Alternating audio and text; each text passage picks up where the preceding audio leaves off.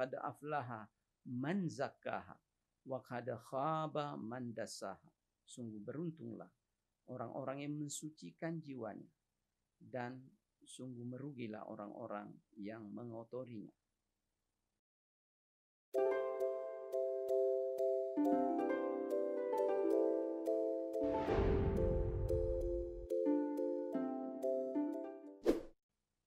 Assalamualaikum warahmatullahi wabarakatuh.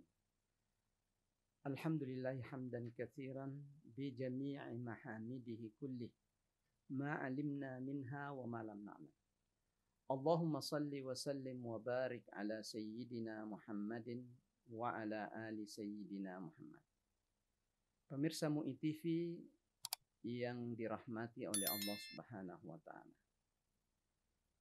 Karakteristik jiwa manusia dalam pandangan Al-Quran, bahwa jiwa manusia itu seperti yang kita ketahui bahwa ada jiwa besar, ada jiwa kecil. Jiwa besar meliputi fisik dan jiwa yang ada di dalam, dan jiwa kecil yang meliputi adalah yang spirit di dalam diri manusia. Itu memiliki karakter dan memiliki sifat-sifat yang perlu kita ketahui. Yang pertama adalah bahwa jiwa manusia ini memahami sesuatu, ya, dan memahami kecenderungan, sebagaimana Allah Subhanahu wa taala firmankan dalam surat Asy-Syams, wa nafsin wa ma sawwaha fa'alhamaha fujuraha wa taqwa. Dan demi jiwa, ya, dan pembentukannya, maka Allah memberikan fa'alhamaha fujuraha wa taqwa. Allah memberikan pengetahuan, ilham, ya, tentang keburukan dan kebaikan. Jadi jiwa ini adalah mendapatkan pengetahuan atau pemahaman. Kemudian yang kedua adalah jiwa manusia ini bertanggung jawab melakukan, atau dialah yang melakukan perbuatan secara hakikat. Jadi apabila seseorang itu melakukan satu perbuatan, maka jiwanya yang mendorongnya, jiwanya yang mengambil keputusan untuk melakukan sesuatu. Sebagaimana Allah Subhanahu wa taala berfirman, qad aflaha man zakkaha wa qad khaba man dassaha. Sungguh beruntunglah orang-orang yang mensucikan jiwanya, dan sungguh merugilah orang-orang yang mengotorinya. Kemudian karakter yang lain adalah bahwa jiwa yang diberikan oleh Allah Subhanahu wa taala ini adalah memiliki kemampuan untuk melakukan sesuatu, dan dia dituntut untuk melakukan kewajiban-kewajiban kepada Allah dan menghindari larangan-larangan Allah Subhanahu wa taala. Tetapi kemampuan yang diberikan oleh Allah ini ada batasnya. Ada beban yang diberikan ini ada batasnya. Ya. Sebagaimana Allah Subhanahu wa taala katakan, la tukallafu nafsun illa wus'aha, la tudarra walidatun biwaladihi wala mauludun lahu bi waladihi wa 'alal warisi mithlu dzalik. Dan tidaklah diberi jiwa itu beban kecuali dia mampu melakukannya. Jadi segala kewajiban dan tanggung jawab yang dilakukan oleh manusia, walaupun itu diminta oleh Allah Subhanahu wa taala wajib, tetapi tetap dilihat kadar kemampuannya.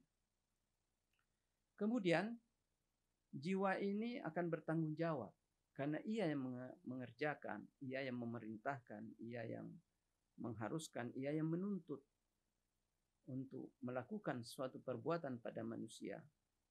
Maka di akhirat kelak nanti, maka jiwa inilah yang akan bertanggung jawab.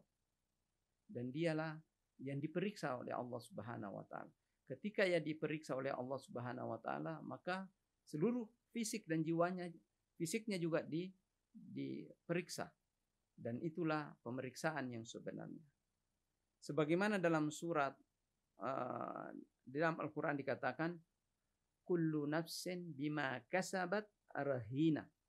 Segala jiwa itu terhadap apa yang dia kerjakannya adalah bertanggung jawab. Jadi tanggung jawab pada diri manusia atas kebaikan yang dikerjakan selama hidup adalah jiwa yang akan ditanya. Akan tetapi fisik juga ikut merasakan pertanyaan, ikut merasakan kenikmatan yang diberikan oleh Allah. Bahkan fisik juga ikut merasakan azab apabila ada yang diazab oleh Allah Subhanahu wa taala atau diberi hukuman. Kemudian walaupun jiwa manusia ini itu sifatnya ya spirit, rohani, tetapi dia tidak bisa menembus kegaiban untuk mengetahui hal-hal yang merupakan rahasianya Allah Subhanahu wa taala. Tidak bisa. Allah memberikan batasan kepadanya.